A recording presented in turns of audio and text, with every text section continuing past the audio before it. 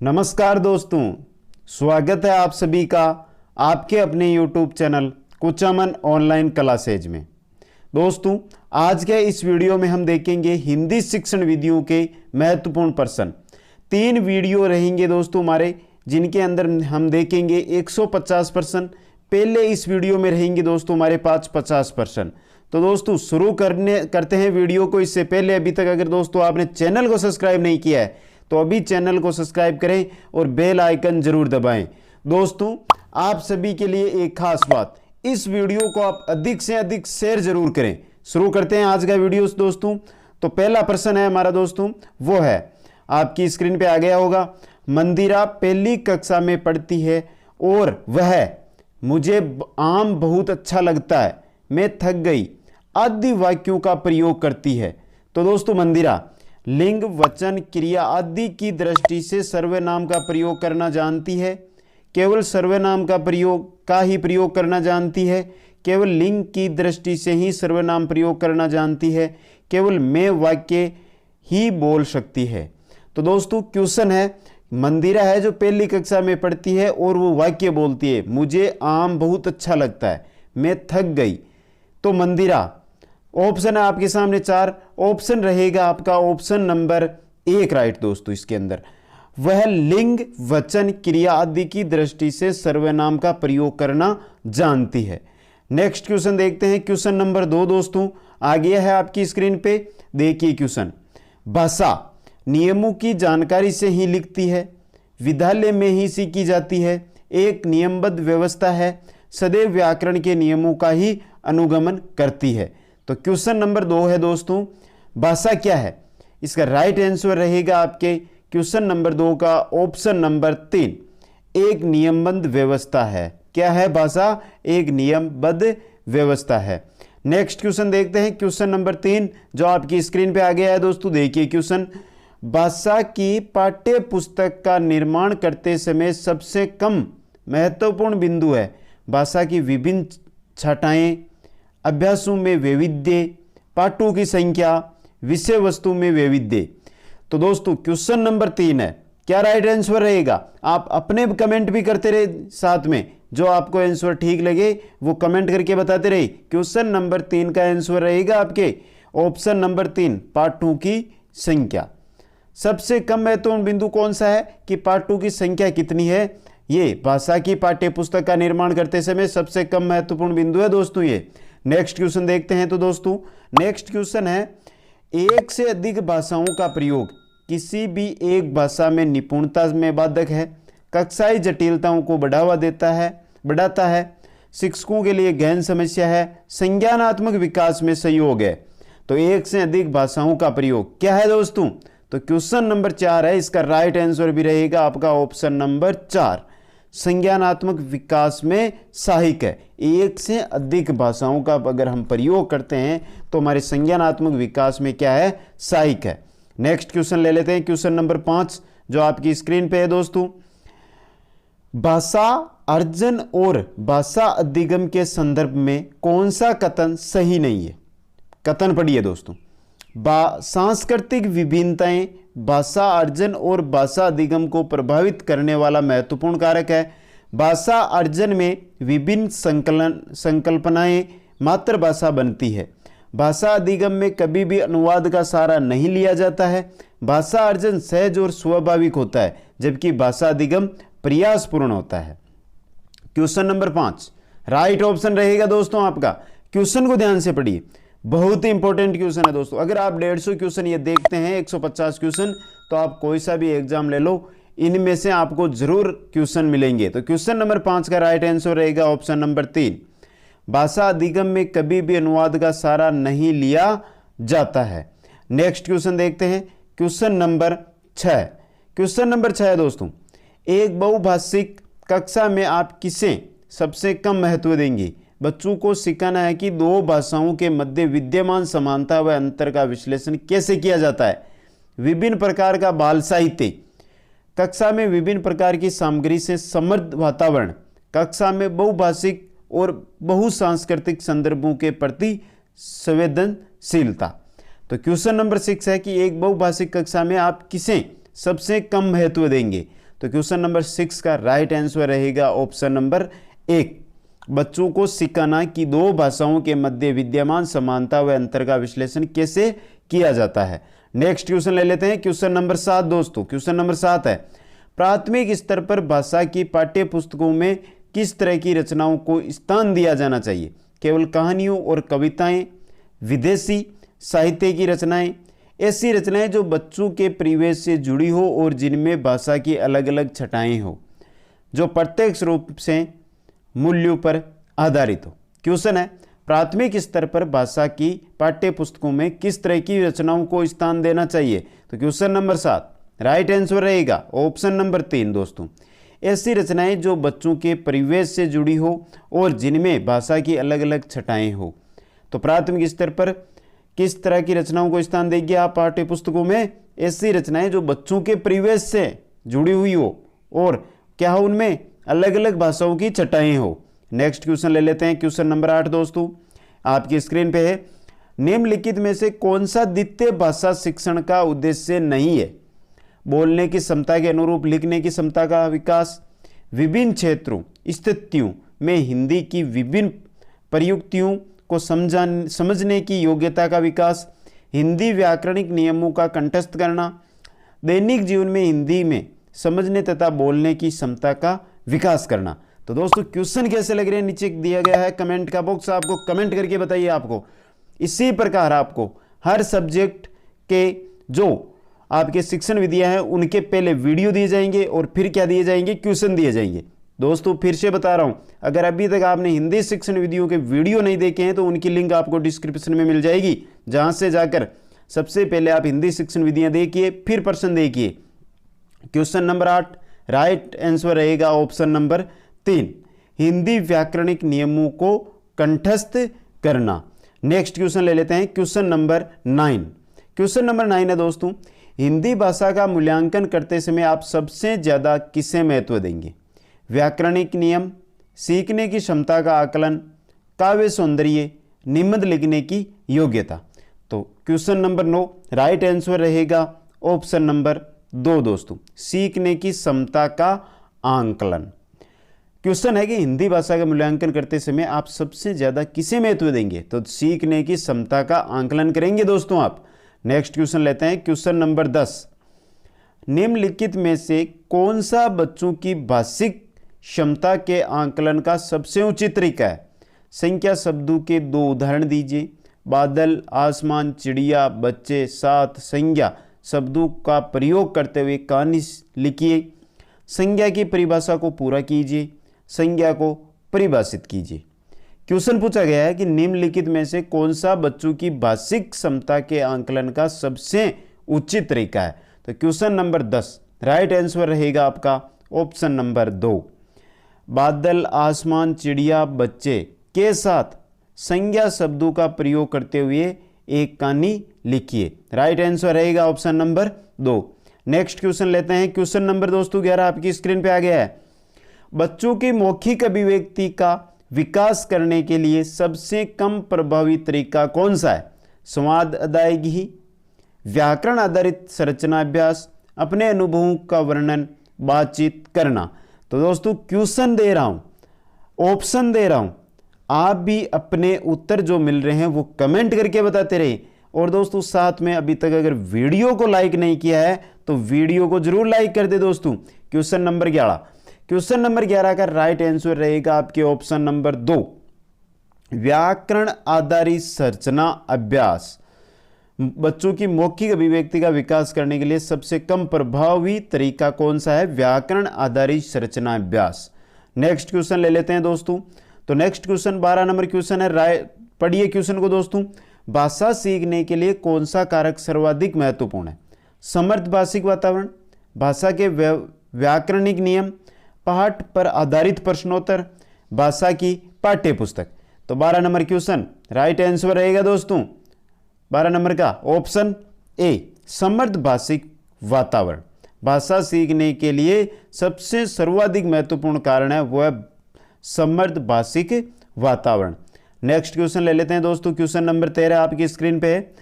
दृष्टिबाधित बच्चों को भाषा सिखाते समय अधिक से अधिक मौखिक भाषा का प्रयोग करना चाहिए। उन्हें कक्षा में अलग बैठाना चाहिए ताकि उन पर विशेष ध्यान दिया जा सके। उन्हें विभिन्न भाषिक गतिविधियों में शामिल नहीं करना चाहिए। कम पाठों वाली पाठ्य पुस्तक का निर्माण किया जाना चाहिए। तो दोस्तों क्वेश्चन नंबर 13 है, राइट आंसर बताइए दोस्तों, आप भी कमेंट करके आंसर बताइए। तो क्वेश्चन नंबर 13 का राइट आंसर रहेगा आपके ऑप्शन नंबर ए, अधिक से अधिक मौखिक भाषा का प्रयोग करना चाहिए। जो दृष्टिबाधित बच्चे हैं उनको भाषा सिखाने के लिए अधिक से अधिक मौखिक भाषा का प्रयोग करना चाहिए। नेक्स्ट क्वेश्चन, क्वेश्चन नंबर 14 है, बहुभाषिकता क्या है दोस्तों? भाषा सिखाने में बहुत बड़ी बाधा है, भाषाई समृद्ध खतरे में डालती है, भाषा सीखने में बाधा उत्पन्न करती है, भाषा सीखने में एक महत्वपूर्ण संसाधन है। तो क्वेश्चन नंबर 14 है आपका, इसका राइट आंसर रहेगा ऑप्शन नंबर 4, भाषा सीखने में एक महत्वपूर्ण संसाधन है बहुभाषिकता। नेक्स्ट क्वेश्चन ले लेते हैं, क्वेश्चन नंबर 15 दोस्तों।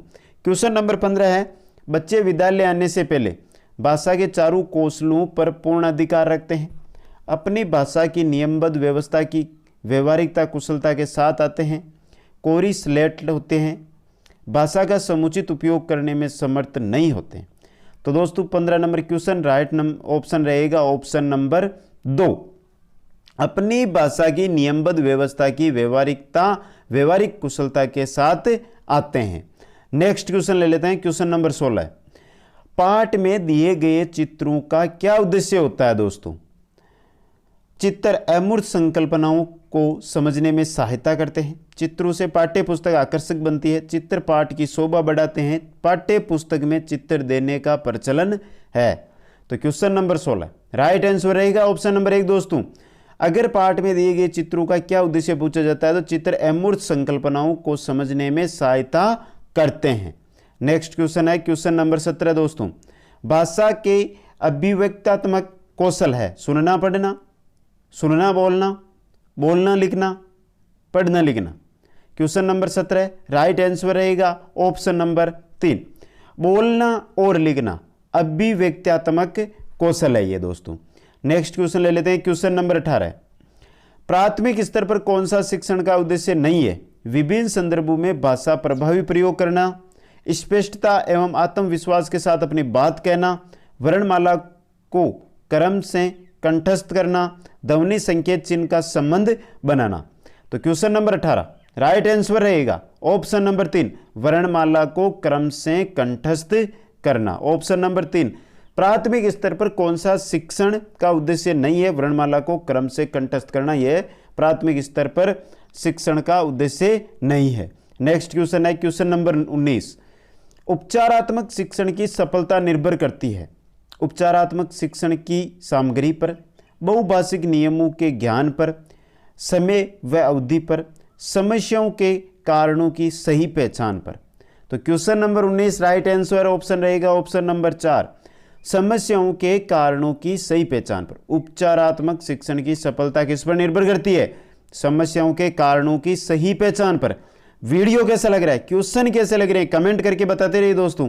और दोस्तों आपसे निवेदन कर रहा हूं कि इस वीडियो को अधिक से अधिक आप शेयर कीजिए सभी अपने मित्रों के पास, चाहे व्हाट्सएप हो, चाहे फेसबुक हो, चाहे अधिक सोशल साइट हो आपके पास, उससे शेयर कीजिए।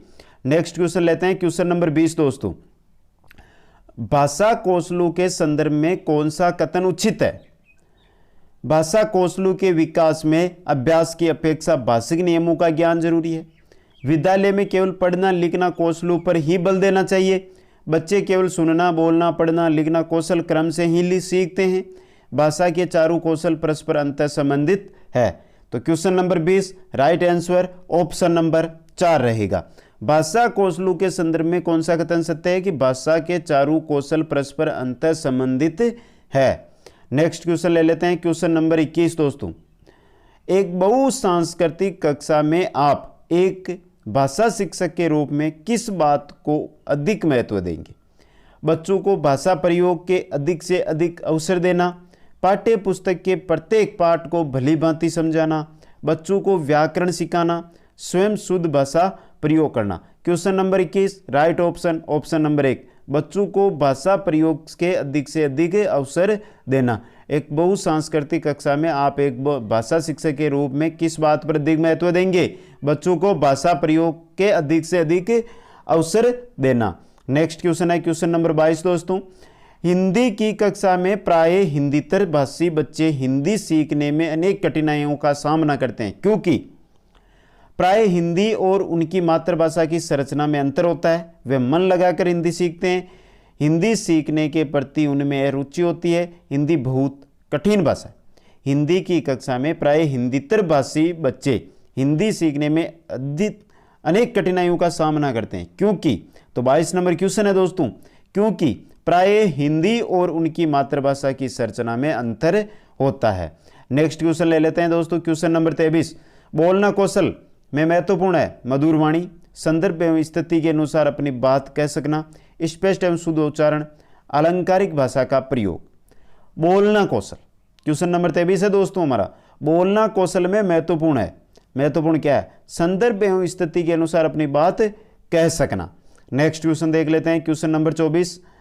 एक समावेशी कक्षा में कौन सा कथन भाषा शिक्षण के सिद्धांतों के प्रतिकूल है? क्वेश्चन को ध्यान से पढ़िए। एक समावेशी कक्षा में कौन सा कथन भाषा शिक्षण के सिद्धांतों के प्रतिकूल है? व्याकरण के नियम सिखाने से बच्चों का भाषा विकास शीघ्रता से होगा। बच्चे परिवेश से प्राप्त भाषा को ग्रहण करते हुए भाषा प्रयोग के नियम बना लेते हैं। भाषा परिवेश में रहकर अर्जित की जाती है। प्रिंट समृद्ध माहौल भाषा सीखने में सहायक होता है। क्वेश्चन है, राइट ऑप्शन रहेगा 24 नंबर का ऑप्शन नंबर 1। एक समावेशी कक्षा में कौन सा कथन भाषा शिक्षण के सिद्धांतों के प्रतिकूल है? व्याकरण के नियम सिखाने के लिए बच्चों का भाषा विकास शीघ्रता से होगा। नेक्स्ट क्वेश्चन ले लेते हैं, क्वेश्चन नंबर 25। कहानी सुनाने से बच्चों की कल्पना शक्ति व चिंतन शक्ति का विकास होता है। बच्चे प्रसन्न होते हैं। बच्चे कक्षा में एकाग्रचित होकर शांत बैठते हैं। बच्चे अनुशासित रहते हैं। तो कहानी सुनाने से क्या होता है दोस्तों? कहानी सुनाने से बच्चों की कल्पना शक्ति व चिंतन शक्ति का विकास होता है। ऑप्शन ए राइट रहेगा यहाँ पे दोस्तों। नेक्स्ट क्वेश्चन ले लेते हैं, क्वेश्चन नंबर 26। बच्चों के लेखन कौशल का मूल्यांकन करने के लिए कौन सी विधि बेहतर हो सकती है? सुंदर लेख का अभ्यास, अपने अनुभवों को लिखना, श्रुत लेख, पाठाधारित प्रश्नों के उत्तर देना। क्वेश्चन नंबर 26 है दोस्तों। राइट आंसर रहेगा ऑप्शन नंबर 2, अपने अनुभवों को लिखना। बच्चों के लेखन कौशल का मूल्यांकन करने के लिए कौन सी विधि बेहतर है? अपने अनुभवों को लिखना। जो बच्चे के अनुभव है उनको लिखवाइए, सबसे बेहतर लेखन कौशल के मूल्यांकन की विधि है। नेक्स्ट क्वेश्चन, क्वेश्चन नंबर 27 दोस्तों।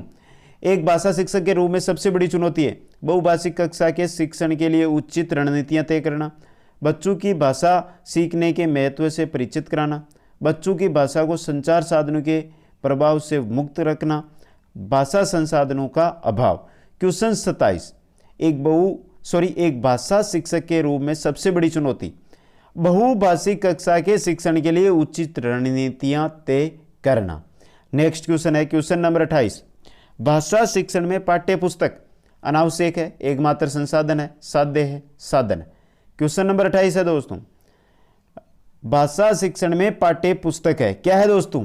साधन है। क्या है? साधन है। नेक्स्ट क्वेश्चन, क्वेश्चन नंबर 29 दोस्तों। गृह कार्य के बारे में कौन सा कथन उचित है? गृह कार्य देना अति आवश्यक है। गृह कार्य अभिभावकों को व्यस्त रखने का उत्तम साधन है। बच्चों की क्षमताओं स्तर के अनुसार गृह कार्य दिया जाना चाहिए। गृह कार्य कक्षा में किए गए कार्य का अभ्यास मात्र है। तो दोस्तों क्वेश्चन नंबर 29 राइट ऑप्शन रहेगा। बच्चों की क्षमताओं स्तर के अनुसार गृह कार्य दिया जाना चाहिए। नेक्स्ट क्वेश्चन, क्वेश्चन नंबर 30 है दोस्तों। प्राथमिक स्तर पर बच्चों की भाषा शिक्षा के संदर्भ में निम्नलिखित में से कौन सा कथन है सत्य? सुधार के नाम पर की जाने वाली टिप्पणियां व निरर्थक अभ्यास से बच्चों में अरुचि उत्पन्न हो सकती है।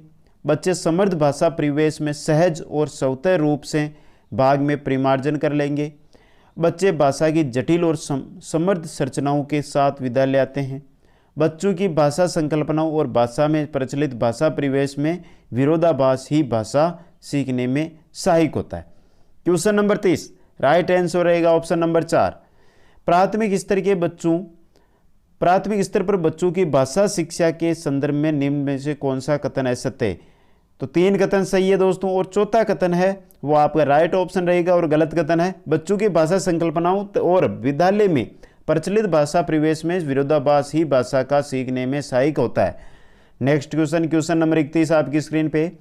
उच्च प्राथमिक स्तर पर भाषा शिक्षण की प्रक्रिया में सबसे अधिक महत्वपूर्ण है पाठों के शब्दों का अर्थ जानने के लिए शब्दकोश का प्रयोग करना, समाचार पत्र पत्रिकाओं का अन्य भाषिक सामग्री में कही गई बात से निहितार्थ सोच सरोकार की पहचान करना, पाठ्य पुस्तक में किए गए साहित्यिक अंशों की विस्तृत व्याख्या, पठन कौशल पर अधिक बल देना। Question number 31। तो दोस्तों उच्च प्राथमिक स्तर पर भाषा शिक्षण की प्रक्रिया में सबसे अधिक महत्वपूर्ण है पाठ्य पुस्तक में दिए गए साहित्यिक अंशों की विस्तृत व्याख्या। नेक्स्ट क्वेश्चन, क्वेश्चन नंबर 32 है दोस्तों। भाषा के सतत और व्यापक मूल्यांकन का उद्देश्य है बच्चों की त्रुटियों की पहचान करना, मूल्यांकन की परंपरा का निर्वाह करना, बच्चों की सीखने की प्रक्रिया को समझकर उपयुक्त शिक्षण अधिगम प्रक्रिया अपनाना, पठन कौशल पर अधिक बल देना। तो दोस्तों भाषा के सतत और व्यापक मूल्यांकन का उद्देश्य है क्या है? बच्चों के सीखने की प्रक्रिया को समझकर उपयुक्त शिक्षण अधिगम प्रक्रिया अपनाना। ऑप्शन नंबर 3 दोस्तों। Next question, question number 33। भाषा अर्जन सहज स्वाभाविक होता है, प्रयासपूर्ण होता है, शिक्षण की आवश्यक उपस्थिति की मांग करता है, भाषा की कक्षा में ही संभव है। क्वेश्चन नंबर 33 है दोस्तों। तो 33 का ऑप्शन रहेगा भाषा अर्जन।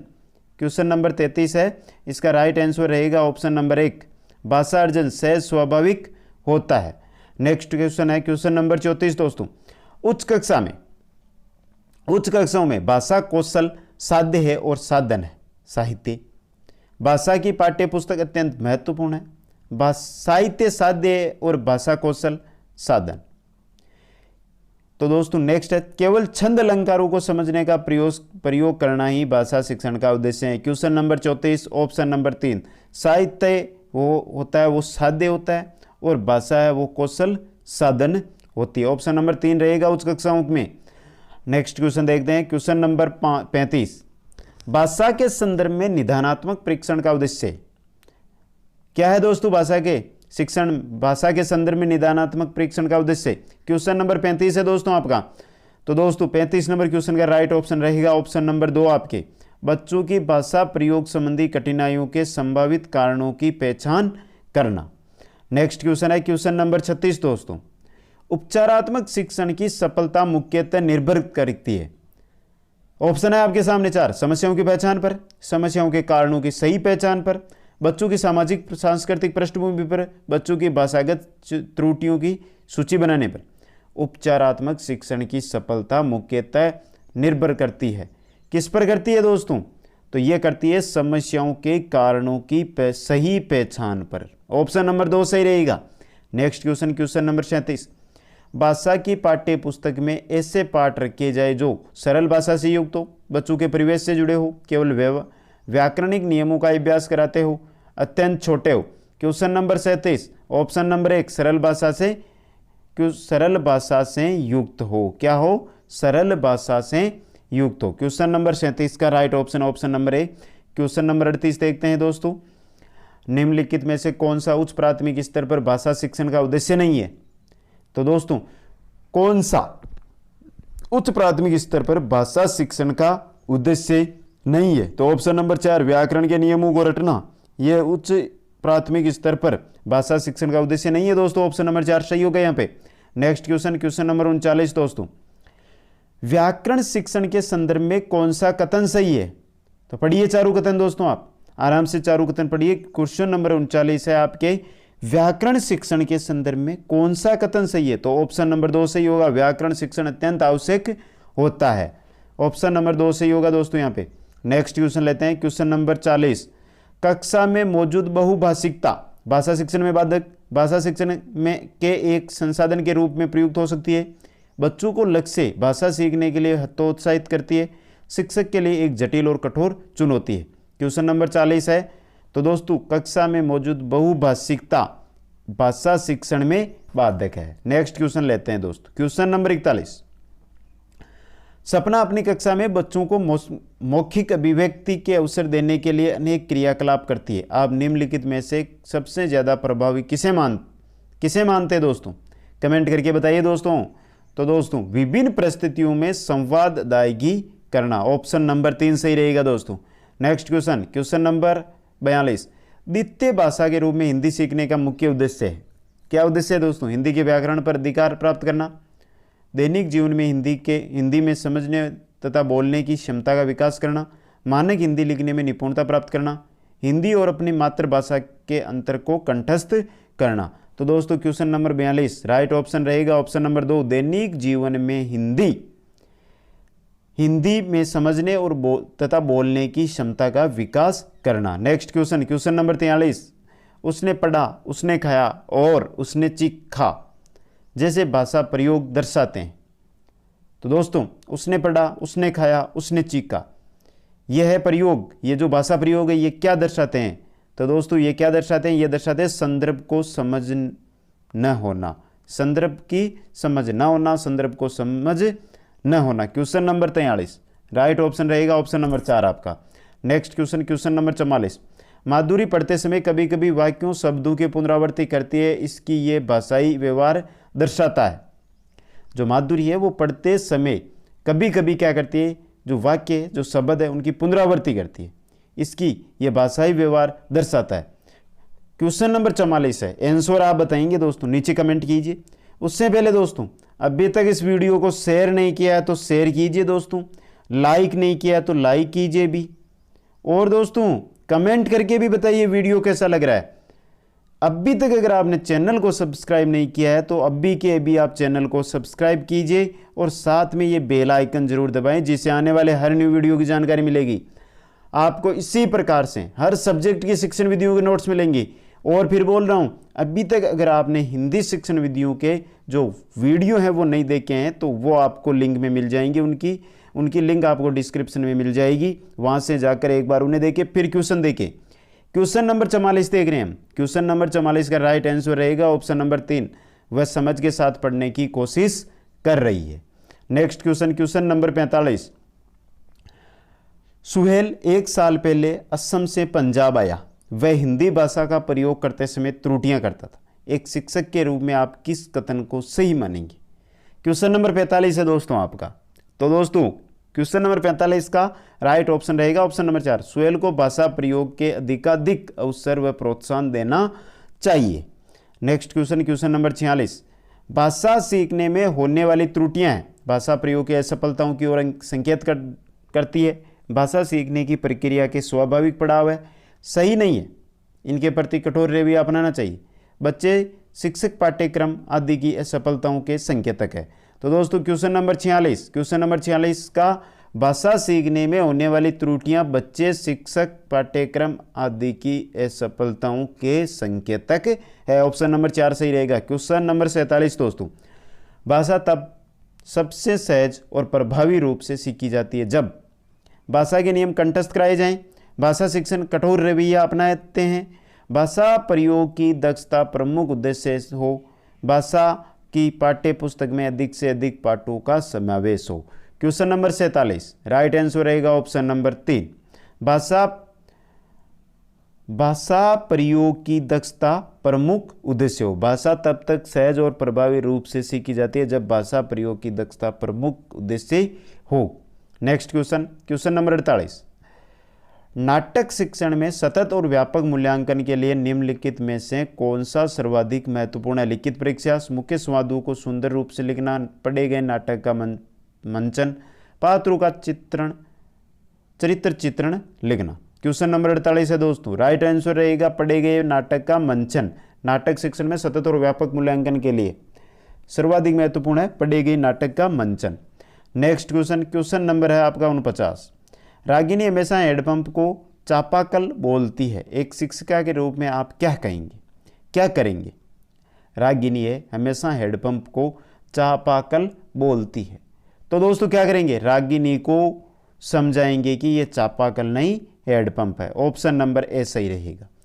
नेक्स्ट और आज की इस वीडियो का हमारा अंतिम क्वेश्चन दोस्तों, मौखिक अभिव्यक्ति के समय होने वाली त्रुटियों पर बार बार टोकने से बच्चों की त्रुटियां खत्म हो जाती है। बच्चे अपनी त्रुटियों के कारण को समझ जाते हैं। बच्चे धीरे धीरे खामोश होने लगते हैं। बच्चों के भीतर आत्मविश्वास बढ़ता है। क्वेश्चन नंबर 50 है, मौखिक अभिव्यक्ति के समय होने वाली त्रुटियों पर बार बार टोकने से बच्चे अपनी त्रुटियों के कारण को समझ जाते हैं। क्वेश्चन ऑप्शन नंबर 2 सही रहेगा। बच्चे अपनी त्रुटियों के कारण को समझ जाते हैं। तो दोस्तों, ये वीडियो आपको कैसा लगा? आपको ये वीडियो कैसा लगा कमेंट करके बताइए दोस्तों। शेयर करना आपका काम है, कितने दोस्तों को शेयर करते हो वो आपकी इच्छा है। लेकिन दोस्तों, क्वेश्चन बहुत इंपॉर्टेंट है। आपका कोई भी दोस्त हो, आपका कोई रिलेटिव हो, जॉब की तैयारी कर रहा है, तो ज़रूर शेयर कीजिए उनके पास और उनको भी बोलिए कि इसको आगे शेयर करें। तो दोस्तों, कमेंट करके बताइए वीडियो कैसा लगा, लाइक ज़रूर करें और अभी तक चैनल को सब्सक्राइब नहीं किया तो चैनल को ज़रूर सब्सक्राइब करें। आप सभी का धन्यवाद। जय हिंद, जय भारत।